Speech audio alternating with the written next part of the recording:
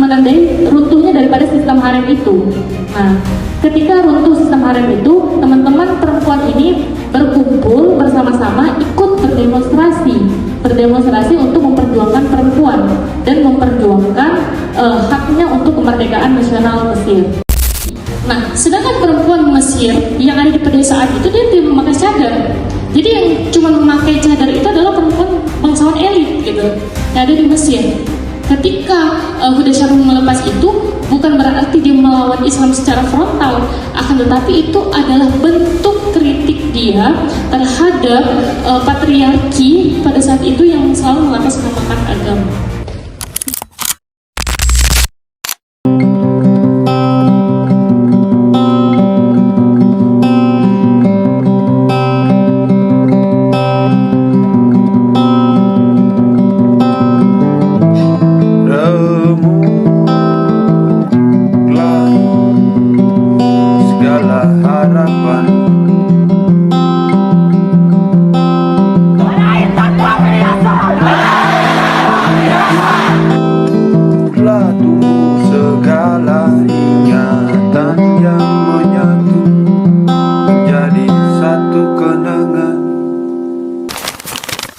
Baik, terima kasih ya Bu Moderator. Selamat sore teman-teman semuanya.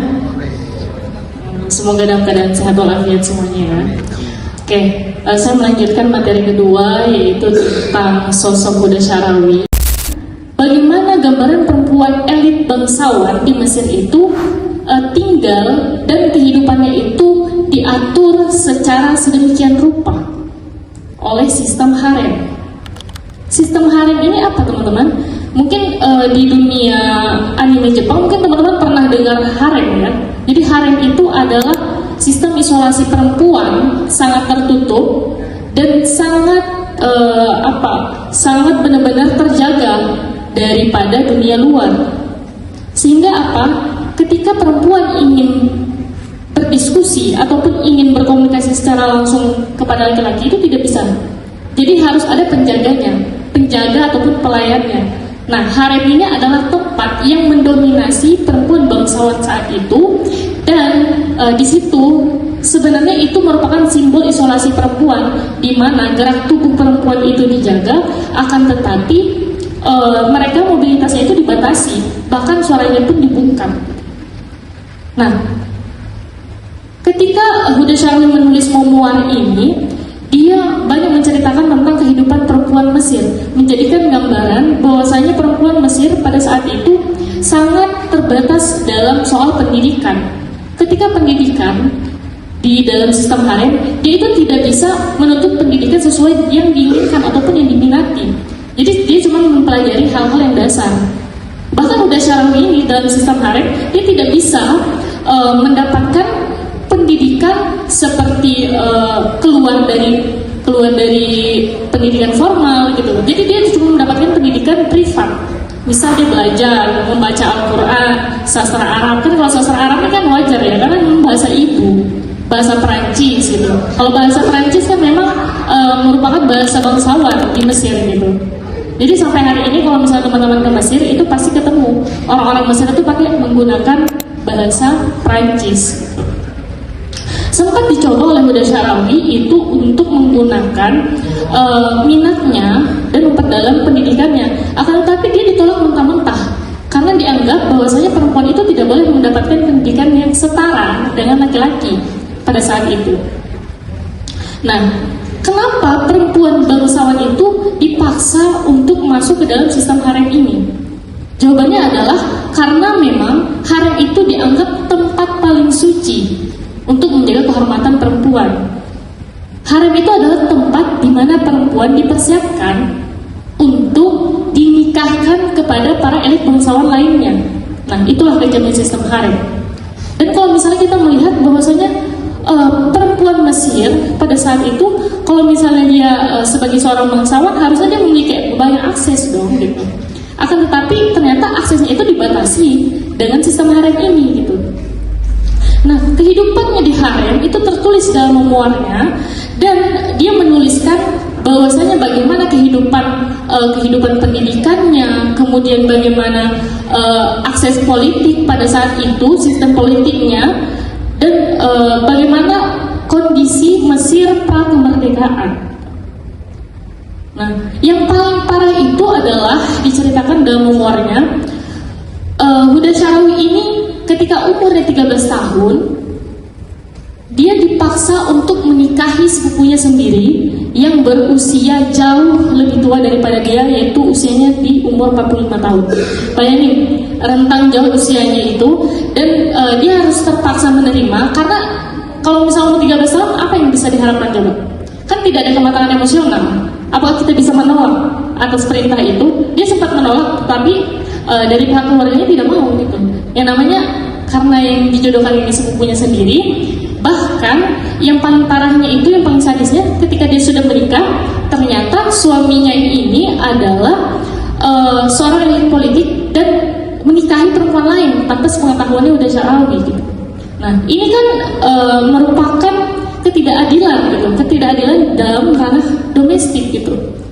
Akhirnya Huda Syarawi di sini merasa memang terjadi ketimpangan emosional, sehingga dalam pernikahan ini dia merasa tidak ada ketimpangan domestik, merasa adanya ketimpangan domestik, dan melakukan perlawanan dengan caranya sendiri. Bagaimana dia melakukan perlawanannya? Yaitu dengan melakukan pisah ataupun cerai kepada suaminya. Pisah kepada suaminya itu sekitar 13 tahun. Nah, itu adalah fase-fase di mana Huda Syarawi mulai belajar lagi, mulai mempelajari materi lain, mulai terbebas dari kekangan suaminya, dan di dalam fase di 13 tahun ini dia mulai membentuk karakternya menjadi perempuan yang lebih kokoh, perempuan yang lebih pemberani, dan dengan kematangan emosional yang cukup mumpuni. Itu. Nah, setelah itu barulah dia rekonsiliasi dengan suaminya dan menikah kembali, karena kan dia sudah menikah dengan perempuan lain nih. Nah, menikah kembali dia dengan suaminya ini, Ali Pasha ini. Nah, setelah itu barulah kehidupan pernikahannya itu terasa lebih harmonis. Kemudian adanya kesetaraan, karena apa? Pendapat suaranya Huda Syarawi ini lebih didengar setelah dinamika internal dari kehidupan pernikahannya ini. Nah, yang menarik daripada memoir Huda Syarawi ini adalah dia menjelaskan bukan hanya dari sistem harem yang mengikat, kemudian bagaimana kejamnya dunia pernikahan yang diatur oleh keluarganya, karena semuanya itu perempuan Mesir, khususnya yang bangsawan itu, semuanya itu dijodohkan, merata itu dijodohkan. Nah, oleh keluarganya dengan umurnya yang masih muda gitu. Setelah itu yang menjadikan dia menanamkan semangat feminisme, untuk membangkitkan semangat feminisme itu, sehingga dia dalam kegelisahannya itu tidak hanya berhenti pada kegelisahan semata. Mereka itu membangun kesadaran individual, kemudian merambat kepada kesadaran kolektif. Nah, puncaknya adalah momentumnya ketika revolusi Mesir melawan kolonialisme Inggris. Itu Huda Syarawi menjadi perempuan pertama yang memimpin demonstrasi di jalan yang ada di Mesir. Itu tahun 1919. Itu momentum pertamanya. Dan itu yang menjadi ruang pertama Huda Syarawi mengekspresikan sebagai bahwasanya perempuan itu tidak hanya berkutat di ranah domestik, akan tetapi dia bisa berpindah kepada ruang politik publik. Nah, gerakan paling puncaknya selanjutnya itu adalah dia membangun ataupun mendirikan yang namanya Serikat Gerakan Feminisme Mesir pertama, itu yang disebut dengan Egyptian Feminist Union di tahun 1923. Nah, gerakannya ini membahas tentang apa? Gerakannya ini membahas yang pertama itu tentang regulasi ataupun reformasi hukum keluarga, yang kemudian itu pendidikan tentang perempuan agar pendidikan perempuan itu bisa lebih ditingkatkan mutunya. Yang ketiga itu tentang hak bagaimana usia minimum pernikahan, karena kan merata pernikahan itu kan di umur yang sangat muda ya perempuan itu. Nah, selanjutnya dia menuntut juga usia untuk pembatasan poligami, dan juga itu bagaimana perempuan bisa berpartisipasi di ranah publik. Itu yang diperjuangkan oleh Egyptian Feminist Union ini. Selanjutnya, ada yang paling ikonik dari gerakan Huda Syarawi, yaitu ketika dia pulang dari konferensi internasional feminis di Roma, Italia, pulang dan sampai kepada stasiun Kairo, dia bersama teman-temannya, rekan-rekannya itu membuka cadar. Jadi kan orang-orang Mesir ini kan dia biasanya pakai burqah. Mungkin teman-teman tahu burqah ya. Burqah itu yang benar-benar ketutup semua, perempuan tutup banget, bahkan matanya itu nggak kelihatan. Nah, ketika itu Huda Syarawi dia pakai cadar. Kalau cadar ini kan masih kelihatan matanya. Dia buka cadarnya, diikuti oleh Zainab Barawi, itu seorang jurnalistik perempuan ternama pada saat itu, dan juga teman-teman dari kalangan perempuan. Sehingga itu yang menjadi menjadi booming gitu kan, viral itu sejagat Mesir itu, karena merasa status quo-nya itu didobrak oleh seorang perempuan gitu kan. Nah, akhirnya lagi-lagi gerakan perempuan yang sangat berani oleh Huda Syarawi ini lagi-lagi itu menjadi momok ataupun tidak pernah terlepas dari yang namanya dogma agama dan moralitas perempuan. Pertanyaannya adalah, siapa sih sebenarnya yang berhak mendefinisikan moralitas perempuan? Apakah itu negara, agama, atau perempuan itu sendiri? Dalam konteks Huda Syarawi ini, dia sebagai seorang perempuan melepas cadarnya itu bukan semata-mata sebagai simbol perlawanan terhadap Islam secara frontal, bukan. Akan tetapi itu merupakan simbol perlawanan politik terhadap kolonialisme Inggris. Kemudian itu menjadi simbol modernitas dan simbol bagaimana nasionalisme Mesir itu mulai digaungkan oleh golongan perempuan. Itu. Jadi memang tidak bisa kita bicarakan kalau misalnya Islam sendiri ya, kalau misalnya kita lihat Mesir itu kan mayoritasnya Islam ya. Nah, kalau misalnya kita berbicara tentang Islam sendiri itu tidak memaksa perempuan untuk memakai cadar. Kan cuma ada perintah buat menutup aurat gitu. Islam kan bukan agama yang memaksa gitu, memaksa perempuan untuk wajib pakai cadar. Bukan. Sebenarnya cadar dan burqah itu di Mesir itu bukan dari konstruksi Islam ataupun dari agama, akan tetapi itu adalah konstruksi sosial. Artinya apa? Mereka itu, masyarakat Mesir itu beranggapan orang yang memakai cadar, perempuan yang memakai cadar itu adalah perempuan yang terjaga, perempuan yang terhormat, perempuan yang suci. Nah, sedangkan perempuan Mesir yang ada di pedesaan itu dia tidak memakai cadar. Jadi yang cuma memakai cadar itu adalah perempuan bangsawan elit gitu yang ada di Mesir. Ketika Huda Syarawi melepas itu, bukan berarti dia melawan Islam secara frontal, akan tetapi itu adalah bentuk kritik dia terhadap patriarki pada saat itu yang selalu mengatasnamakan agama. Mungkin itu ya. Baik, saya akan menjawab pertanyaan dari moderator ya. Pertanyaan tadi apa? Jadi Huda Syarawi ini kan yang paling di itu tadi Sistem harem. Ya, atas cadarnya dia ya. Kira-kira menurut penelitiannya Mbak, apakah aksi tersebut murni tentang pakaian atau ada pesan kemerdekaan pikiran yang lebih besar yang ingin beliau sampaikan? Oke. Ya, jadi tadi sedikit ada saya jelaskan bahwasanya ketika aksi heroik yang dilakukan oleh Huda Syarawi ini, dia bersama teman-temannya di stasiun Kairo setelah pulang daripada konferensi internasional feminis di Roma, itu mereka membuka cadarnya ya. Nah, itu kan bukan merupakan bentuk daripada penolakan Islam. Nah, bukan hanya dari embel-embel agama, tetapi itu juga bentuk nasionalis Mesir yang berasal dari golongan perempuan. Seperti kita ketahui bahwasanya pada saat itu Mesir belum merdeka, mereka masih dijajah oleh kolonialisme Inggris. Kalau kita lihat sebenarnya corak daripada pergerakan feminis yang diangkat oleh Huda Syarawi ini, dia memiliki corak feminis liberalis reformis. Artinya apa? Menginginkan adanya perubahan, adanya kemerdekaan dari Mesir itu sendiri gitu. Terus dia memiliki corak liberal, kemudian feminis yang nasionalis. Nah, dari pembebasan perempuan, ketika dia melepas cadar, itu menandai runtuhnya daripada sistem harem itu. Nah, ketika runtuh sistem harem itu, teman-teman perempuan ini berkumpul bersama-sama ikut berdemonstrasi untuk memperjuangkan perempuan dan memperjuangkan haknya untuk kemerdekaan nasional Mesir gitu. Nah, bahkan suaminya ini, Ali Pasha Syarawi ini merupakan seorang elit politik juga. Jadi dia membantu bagaimana perjuangan kemerdekaan Mesir pada saat itu. Dia sempat mendirikan sebuah partai yang bernama WAFD. Nah, partainya itu nanti dibagi dua, ada WAFD khusus laki-laki, ada WAFD khusus perempuan. Nah, yang perempuan ini itu diatur oleh dan menjadi presiden itu adalah Huda Syarawi gitu.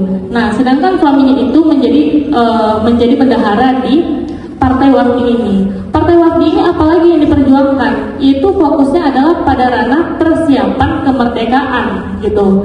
Nah, jadi yang mereka ajukan itu adalah beberapa kritik terhadap kolonialisme Inggris pada saat itu, yang mana mereka ini Mesir ini kan sudah lama dijajah. Kalau misalnya dilihat sama Indonesia itu, Mesir sama Indonesia itu memiliki persamaan. Mereka sama-sama mayoritas Islam dan sama-sama memiliki sejarah penjajahan yang cukup lama, gitu kan?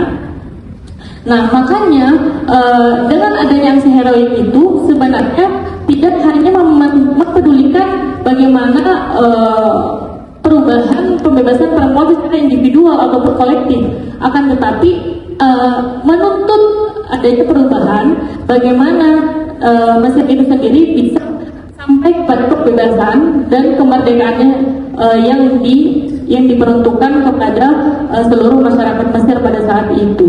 Mungkin itu. Memposisikan hak perempuan dan kodrat perempuan itu sendiri. Nah, mungkin nanti bisa dijawab oleh Mbak Latifah, kemudian nanti kalau Mbak Nuris mau melanjutkan boleh juga dijawab sama Mbak Nuris. Oke, seperti itu. Silakan, Mbak.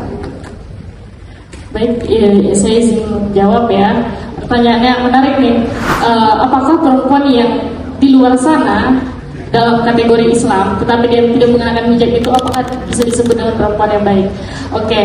Kalau kita berbicara tentang konteks Islam ya, Islam itu kan sekali lagi saya bilang Islam itu bukan agama yang memaksa, gitu. Bahkan orang yang mau memeluk agama Islam aja itu lakum dinukum waliyadin kan, gitu. Bagimu agamamu, bagiku agamaku gitu.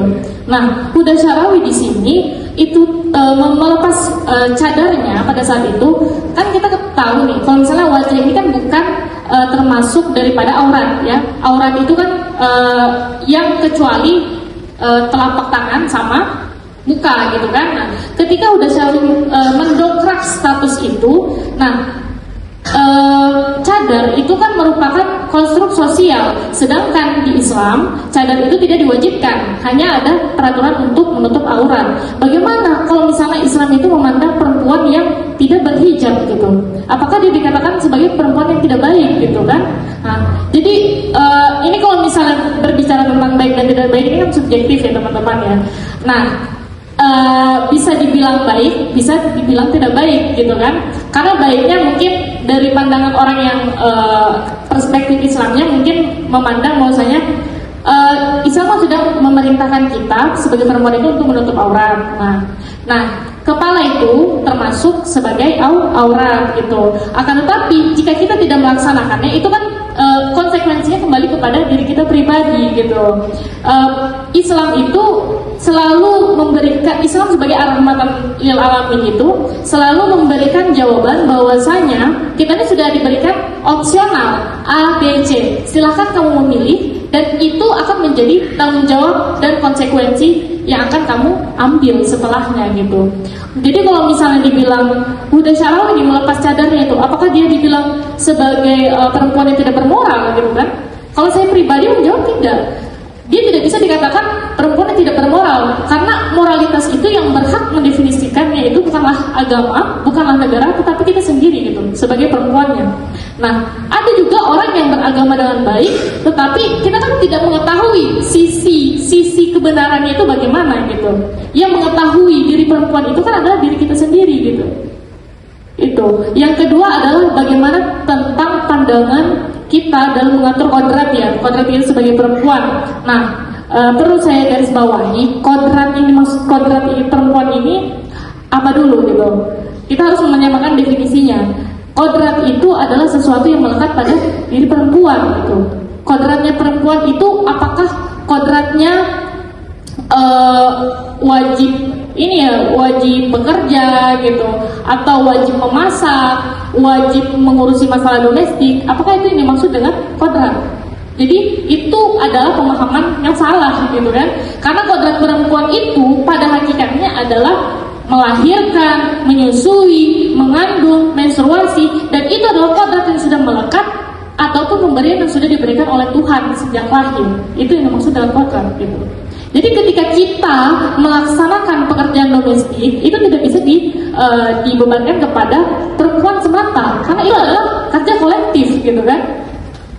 Laki-laki sebelum menikah, misal dia di kos nih, mahasiswa gitu, dia masak nggak? Masak kan? Jadi jangan menjadikan pernikahan itu, kemudian menjadikan perempuan itu sebagai, ataupun perempuan yang di sini ini sebagai orang yang menjadi kelas sosial nomor 2 gitu kan. Artinya ada perbudakan di dalam ranah domestik begitu. Itu yang disebut dengan sistem patriarki. Nah, Huda Syarawi di sini kembali lagi ke Huda Syarawi ya. Huda Syarawi di sini itu mendongkrak status itu untuk apa? Untuk bagaimana sistem patriarki yang sangat ketat di kalangan bangsawan elit itu bisa diruntuhkan. Dan akhirnya memang itu kan menjadi salah satu aib ya sebenarnya. Masa perempuan bangsawan itu melepas cadar, itu aib sebenarnya. Akan tetapi kan itu hanya konstruk sosial gitu. Ketika dia mendobrak itu dan melepaskan stereotip itu daripada dirinya sebagai seorang perempuan, itu adalah hal yang sangat wajar gitu. Karena apa? Perempuan tidak bisa ditentukan kualitasnya hanya melalui simbol pakaian gitu kan. Artinya apa? Ada hal-hal yang jauh lebih penting dan substansial dalam pelepasan hijabnya itu, yaitu adalah menyebutkan bahwasanya pelepasan cadarnya itu untuk melawan dogma agama dan mengkritisi bahwasanya konsep patriarki itu tidak selalu bisa dikaitkan dengan Islam, agama Islam. Mungkin itu ya.